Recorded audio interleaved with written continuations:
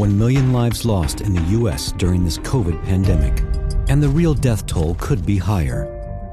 In the world's #1 economy and the so-called shining beacon of hope, why do ordinary people perish with little to no protection? Why haven't the country's safety protocols worked? Why is the healthcare industry booming while people suffer?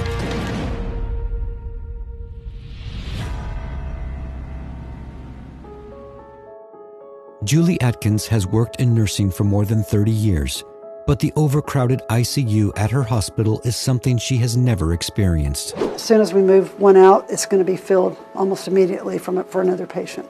And so we have people going above and beyond, but they are exhausted, just exhausted. Dr. Harbaksh Sangha of Missouri's Lake Regional Health works a 12 to 14-hour shift looking after COVID-19 patients. People are burning out. The burnout is very real.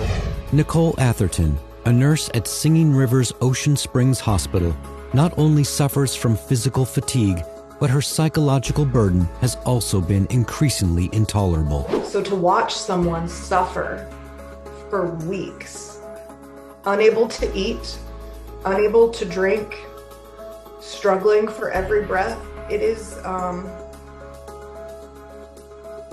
it changes you. Making it worse has been the severe shortage of personal protective equipment, or PPE, that the U.S. has experienced since early 2020. Some have even had to rely on college graduation gowns for protection. To hear these personal stories of people on the front lines that have nothing, that are begging for gowns, that are begging for any support that we can offer them and as fast as possible. Qualified nurses! Hire more nurses!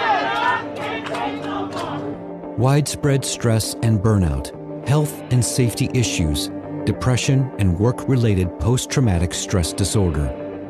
As a result, nurses are quitting in droves all across the U.S., with 62% of hospitals reporting nurse vacancy rates higher than 7.5%.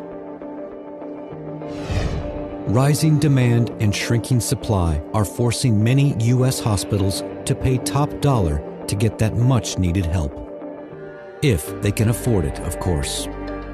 The country's healthcare relies increasingly on travel nurses who can fill in when needed at a price up to a whopping $5,000 or more a week.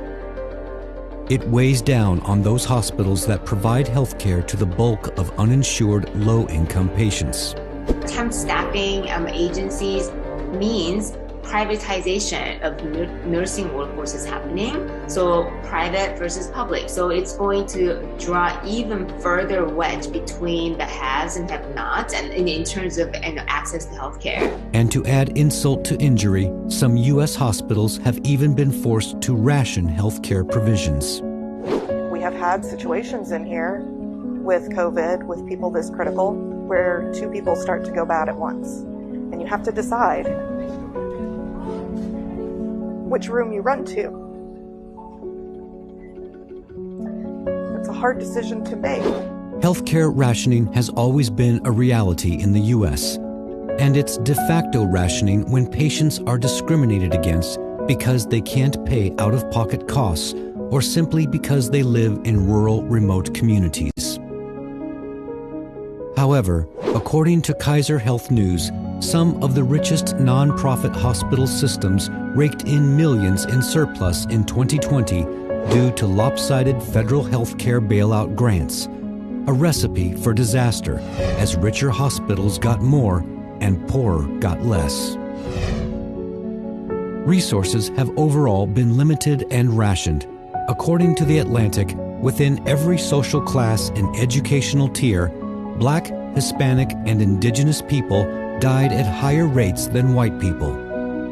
Is this the society that claims that all men are created equal in its Declaration of Independence?